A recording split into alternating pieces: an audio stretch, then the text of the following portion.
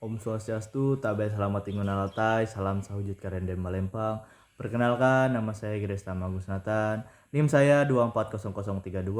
Saya dari Prodi Pendidikan Agama Hindu, Fakultas Dharma Acarya. Yang pertama-tama saya ucapkan terima kasih kepada Pak Dedi Arianto Banus, SPD, MED, yang sudah mengajarkan kami tentang psikologi pendidikan. Di sini saya akan mereflektif perjalanan saya belajar dari awal perkuliahan hingga akhir perkuliahan. Nah, langsung saja kita lanjut ke materi.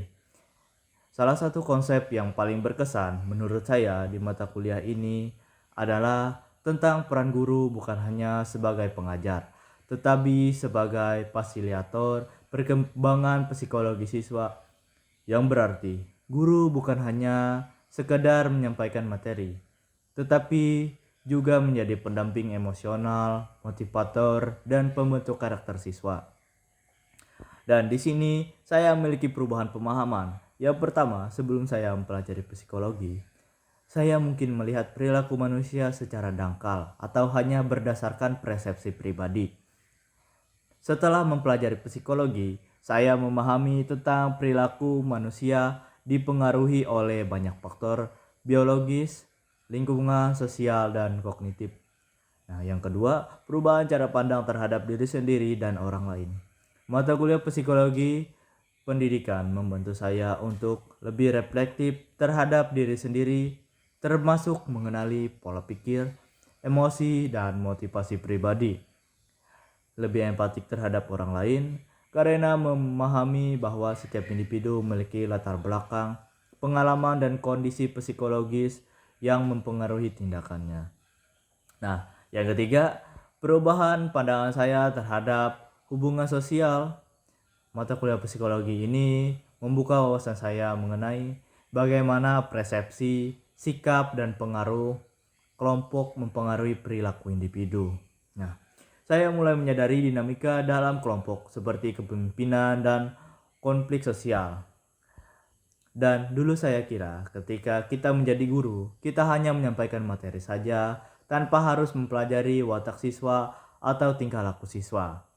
Setelah saya mempelajarinya dari mata kuliah ini, ternyata kita itu harus menjadi pendamping siswa dan juga harus memahami perilaku mereka agar kita bisa berinteraksi dan kita bisa menyampaikan materi itu bisa didengarkan oleh mereka. Tantangan saya ketika pertama kali mempelajari mata kuliah ini, tentu saja saya masih belum bisa memahami berbagai konsep psikologis yang cukup kompleks. Tetapi dengan bimbingan dari Pak Dedi Arianto Banus dan juga dari hasil saya berdiskusi bersama teman-teman saya mulai memahami tentang psikologi. Saya juga mulai memahami sifat-sifat dari teman-teman saya dan dari dosen-dosen saya. Saya belajar bertahap agar ketika nanti saya menjadi guru, saya bisa mempelajari sifat-sifat siswa saya. Relevansi dalam kehidupan sehari-hari saya, yang pertama psikologi kepribadian dan perkembangan bantu saya memahami siapa diri saya, apa potensi saya, dan bagaimana saya bisa berkembang dari remaja menuju ke dewasa. Contohnya, dari pelajaran psikologi ini saya bisa mengetahui bahwa percuma kita ada bakat. Kalau tidak dilatih terus, nanti bakat itu pasti tidak akan jadi apa-apa. Atau bakat itu akan terpendam lagi. Nah, yang kedua, membangun hubungan sosial yang sehat. Nah, yang kedua, psikologi, pendidikan, dan interpersonal mengajari cara berkomunikasi yang lebih efektif, membangun empati, dan menghindari konflik. Nah, contohnya seperti di kelompok kelas saya bisa mengenali peran setiap anggota berdasarkan tipe-tipe kepribadian.